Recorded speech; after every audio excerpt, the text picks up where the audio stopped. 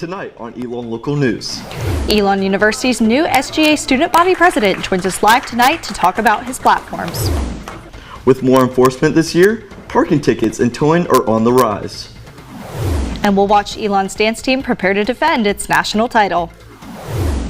Those stories and more. Elon Local News starts now. Live from the Jane and Brian Williams studio at Elon University School of Communications, you're watching Elon Local News. Good evening and thank you for joining us tonight. I'm Mason Willett. I'm Ellis Chandler. We're starting off tonight with an interview with Elon University's new student body president, Britt Mobley.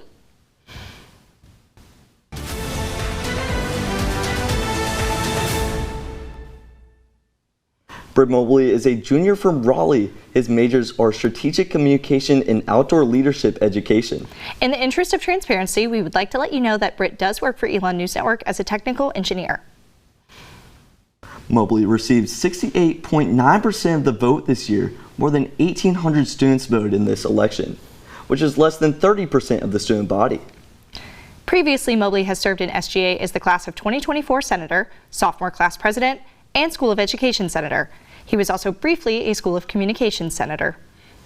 Mobley has already been sworn in, and he joins us live tonight in the studio. Britt Mobley, thank you so much for joining us. Thank you for having me. So to start off, Britt, what is your biggest achievement that you want to succeed in this year? Yeah, one of the biggest things that I truly would love to accomplish this year is around building community on campus, right? I believe since COVID, we kind of have this separation of students that get involved, right? So there's Greek life, athletics, club sports, a cappella groups even, and once we get involved, we kind of all separate. And so what are some ideas in which we can really bring us together throughout the semester, right? It doesn't have to be around a tragedy, it doesn't have to be around a specific event, but just having fun together as one Phoenix community. And one huge thing that I pitched throughout my campaign was revitalizing tailgate culture here at Elon during the 5 home games, because we want to support our athletic students, our student athletes, and truly allow us to have some fun as well. And so that's one of the biggest things that I'm planning on working on. Actually, next week I have some meetings to get started to get that up and running for the fall. So how do you plan to get this accomplished? Yeah, absolutely. So my biggest partnerships, what I love about student government is that I get to work with a lot of different people from all across campus, and the two sectors of campus is working with student involvement and also working with Greek life, right? Generally folks would rather go and go somewhere else on a Saturday afternoon instead of going to the football game, and a part of that is driven by Greek life. And so partnering with them and saying, hey, how can we bring that environment, bring that fun to campus, right? And then funnel that energy into the stadium for the football games. And then also working with student involvement. They control the rules and regulations when it comes to things such as the tailgates. And Dean Schmieder is also our advisor, who's the Dean of Student Involvement and Student Development. And so really working with these two folks, I think we can get the job done. Thank you for that, Britt. Now that you are officially sworn in, what would your message be to those students who maybe didn't vote for you, maybe aren't as involved, or maybe even have concerns about you as the new student body president? Yeah, absolutely. I will say the first thing is that I guess being in a public position, right, it is a scrutinizing role, right? You're under the spotlight for a good majority of the time, and with that, I would encourage folks to come and have a conversation with me, get to know me one-on-one. I hope I don't seem to be a scary or intimidating person, but I'm always willing to sit down and have a one-on-one conversation so that you can get to know me and know my personality and know my character. But when it comes to the issues, particularly when it comes to the campaign, I'm always willing to have that challenging conversation, right? One of my campaign pillars was on transparency, and with that I'm accountable to the student body. And so if there's a decision that I make that is an awful one and you totally disagree with, I expect the challenges to come. I expect for you all to make your voices heard so that we can have that dialogue, right? And so that is what I would say to students, is just one, truly get to know me for me first, not in the role, but then also I expect the challenge. And then student engagement with SGA is low right now. How do you plan to improve that communication with SGA? Absolutely. The last part of my platform was about access, right? And so a huge part of being student body president is, yeah, you have an office, but you're engaging with students constantly. And so we do have, 10 office hours that we have to account for. And so 5 of those have to be in the SGA office, but the other 5 can be anywhere across campus. And so my goal is to really widen the range of where I am at, be in the comm school, be in Oak House, go in the library and just sit and just engage with folks all across campus and truly allow for students to just walk up and say, hey, I have an issue about parking, or I have an issue about, something else that, folks really are expressing and have issues with. And along with that, my goal is to also keep updating student organizations on what's happening across campus so that they not only know what's happening, but also understand why those things happen. All right. Well, congratulations again, Britt, and thank you so much for your time tonight. We appreciate it. Thank you for joining us. Over half the positions in SGA are still vacant following last week's elections. Current Vice President of Communications William Wood says the organization is using social media to look for people to fill its open seats. Wood's position is vacant for the next academic year. His role oversees all external communications from SGA to the student body. Wood says students can apply for the position starting now on Phoenix Connect, and he says if anyone is interested, it doesn't hurt to reach out. I'd recommend that people reach out to the new student body president, Britt Mobley, or frankly any member of Student Government Association, and just being like, hi, I'm interested, so they can get connected with the folks that really get the process going there.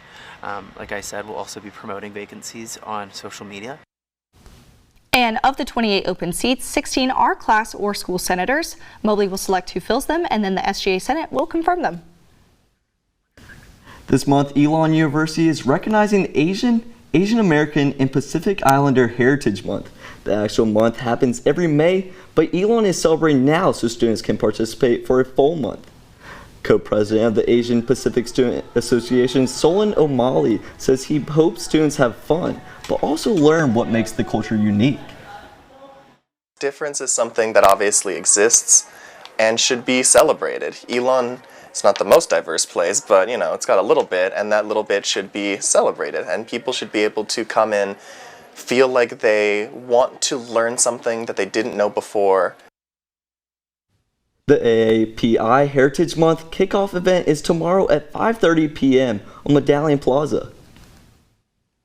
And when we come back, one Elon student's future is Back to the Future. Hear about her Broadway journey ahead. Coming up, we're exploring the parking problems on campus and in town. You're watching Elon Local News. This school year, many drivers on Elon University's campus are seeing more parking tickets on their windshields, or sometimes watching their cars get towed away. Our Naya Pengsity joins us live from Citron Plaza with more. Naya, to start, can you tell us where campus parking enforcement tickets the most? Good evening, Ellis and Mason. The top places they're ticketing in this year are in Global Neighborhood, Inman Admissions Lot, and the Innovation Quad Lot. I spoke with our campus police to get more information. The sun is still rising when Elon University traffic officer Kim Farmer is roaming the streets in his security officer car. As students, faculty, and staff pull into their parking spots around campus for the day, Farmer is making sure that everyone is following parking rules. Recognize the cars, because everybody's pretty predictable. They park in the same places. I can't tell you every car that parks along this railroad, but I can tell you when something doesn't look right. Farmer has worked as a parking officer at Elon for 10 years now. He says he's familiar with many of the parking habits from Elon drivers, but this school year, Farmer's familiarity with cars has increased, with more parking enforcement around campus. According to Chief of Campus Safety and Police Joe Lemire, over 4,600 parking tickets have been issued so far this school year, which is on pace to be more than last year's 4,700 tickets issued. When combined with permit registration, that totals up to be about $375,000, and it's set to be higher this year. The money collected goes to a central university fund, which can sometimes be used for parking lot maintenance. Lemire says that one of the main factors behind the increase in parking tickets is due to the university's growth. As you build more buildings, as you take away parking, people start taking more opportunities to use spaces they shouldn't use. So the enforcement went up. The new walking path built between the Danley neighborhood and Colonnades neighborhood removed approximately 95 parking spots. That pushes students to find parking in other areas that may not pertain to their permit. The upcoming expansion of the East neighborhood will also remove 50 parking spots. With these changes, some students question if Elon has enough parking. Like, it's a walkable campus, but sometimes people just don't have enough time or don't have the physical ability to walk. Elon University's parking handbook, there are enough parking spots on campus to accommodate all registered vehicles, but it does not guarantee that a parking space will be available to a designated location at any time. So there is enough parking, but they're in spaces that aren't convenient for what might be a student's life or even an employee's life. Lemire says the campus police department's goal isn't about going out and ticketing drivers, but rather to remind everyone that there are rules and regulations that come with parking. People get really upset about parking, but we want them to understand that the parking enforcement is to have people follow the rules. I'd be happy to make no money. I'd be happy to find no parking violations whatsoever. So while I'm standing on Elon University's property right now on Citroen Plaza, just a couple feet behind me is actually Town of Elon parking, which is all designated to downtown Elon. Students, faculty, and staff also have to follow their rules and regulations as well. Thank you so much, Naya. And for concerns about parking enforcement on campus, the Elon University Police Department encourages people to reach out with comments by visiting them in McCoy Commons or calling them at 336-278-5555. With Elon University's graduation just under 6 weeks away, graduates are planning who they will give their tickets to. This year, each graduate received 5 tickets.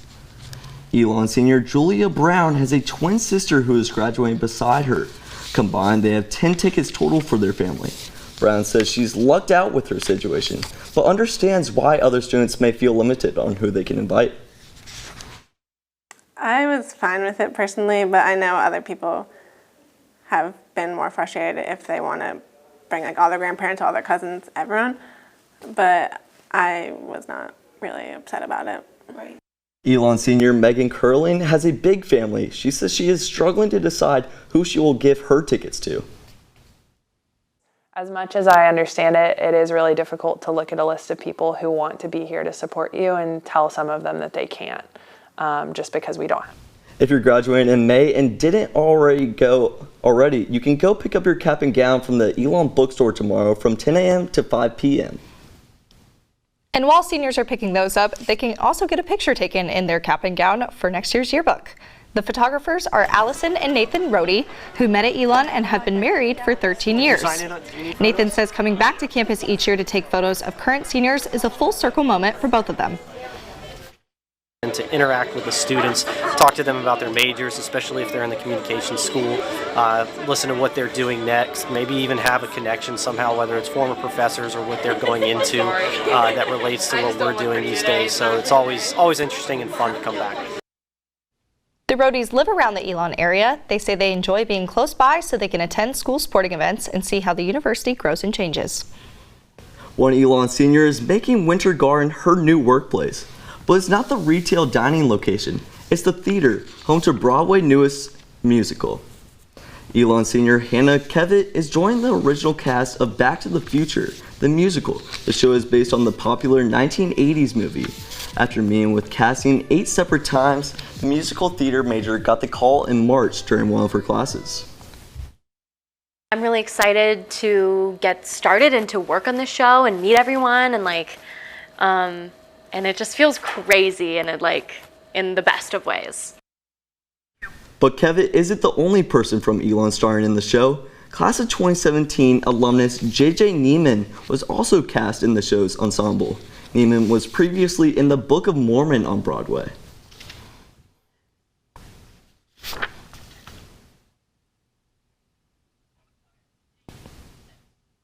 Kevitt is taking a similar path as Neiman, who also began his Broadway career shortly after graduating from Elon. Opening night for Back to the Future, the musical, is set for June 30th. Both say they hope to see members of the Elon community there. When we come back, 7 Elon football players are looking to continue their career at the professional level. Coming up, a look at your Elon Phoenix forecast after the break. You're watching Elon Local News. The Elon community will have the chance to see the university's current national champions perform 2 brand new competition routines tonight. I went to the dance team's final practice before it departs for nationals to learn about preparing to defend a winning title.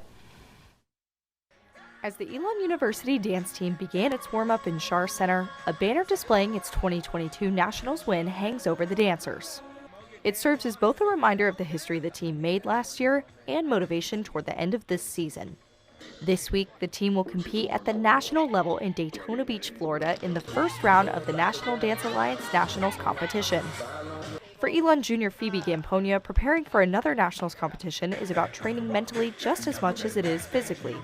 Now that she knows what to expect, she says she's focusing on trusting herself and building self-confidence about her dancing. I think I'm just really hoping to stay present and just take it all in. It's just the most insane environment I have ever experienced in my entire life. Elon Jr. Isabella Benziali says she was focused on being in the best shape possible for last year's competition, but she says she knows what she needs to do this year. I know that busting your butt while you're in the studio right now is so worth it, because then, you know, it all pays off when you get there and you just feel a little bit stronger each time. The memories from last year's competition are ones Benziali says are very distinct and positive.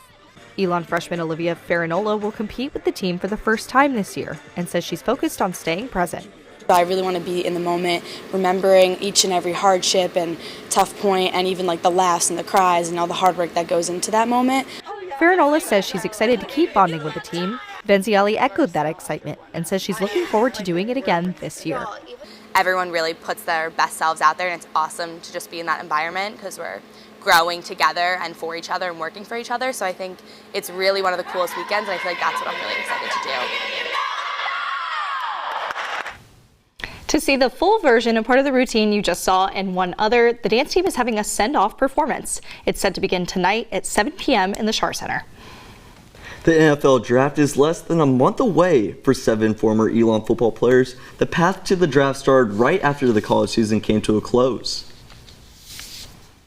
Former Elon kicker Skylar Davis says the training leading up to the draft is teaching him about more than just making kicking adjustments.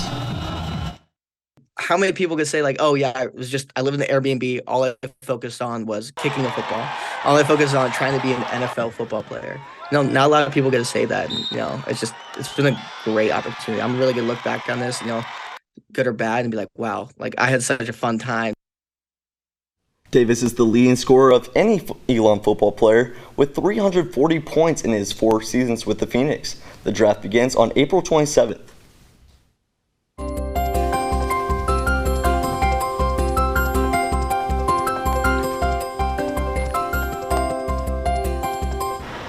And joining us now is our James Silk with a look into this week's weather. James is live on Citron Plaza tonight. Good evening to you.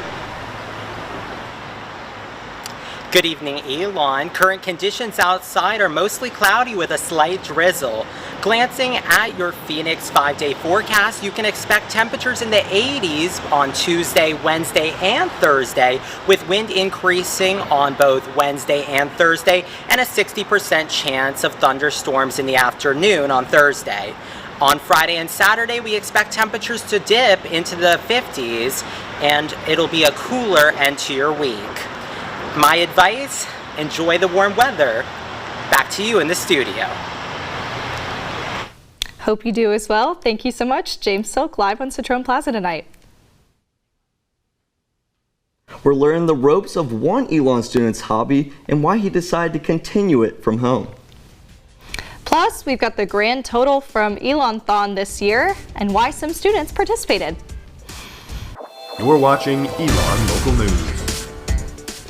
Elon University has more than 250 clubs and organizations, but one student still found a way to rope in his own passion on campus. Our Naomi Washington has the story. Everyone has their own way to unwind. Freshman Jordan Carter does just that by going outdoors. His favorite hobby there, lassoing. I use this as kind of like an outlet. You know, some nights, like if I can't sleep, I'll come out here and just tire myself out, be uphill to God knows how long, but just, you know, it's something that's kind of relieve stress. It's a good way for me to have fun. People walking by Smith Hall can often see Carter lassoing outside. As a Stokesdale, North Carolina native, Carter is used to lassoing live animals. But since being on campus, he's improvised with a wooden calf dummy he built at Elon's Maker Hub. He says he didn't expect to grab this much attention. I love when people come up and ask, hey, can you show me how to do this? Or, oh my God, hey, that's so cool. I love doing that, but I'm also not out here doing it for the fame. I really am doing this for me because it's something I enjoy to do. That's how freshman Alex Lee got roped into learning this skill too. He met Carter walking by one day and wanted to be in the loop. Lee says learning how to lasso is hard, but rewarding. I always like a challenge, so it's really cool lassoing, and he's gonna have to teach me over and over again, but Jordan's just the type of guy to be able to do that.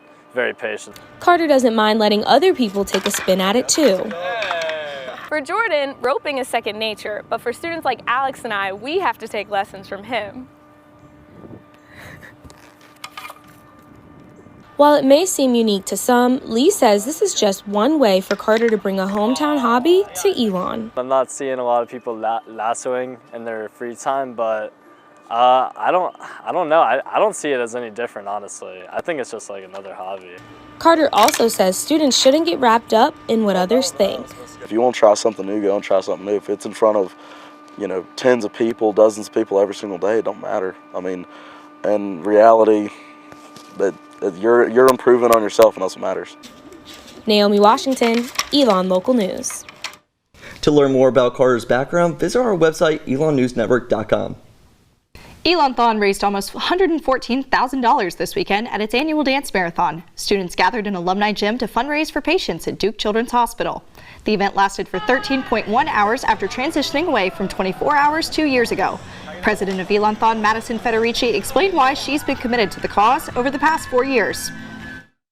I just love our mission. I love what we stand for, changing kids' health and changing the future.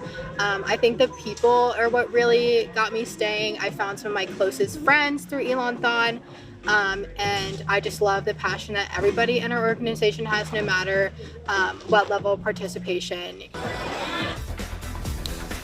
Thank you so much for joining us. For stories, scores, and more, visit our website, elonnewsnetwork.com, and follow us on social media at SportsENN and Elon News Network.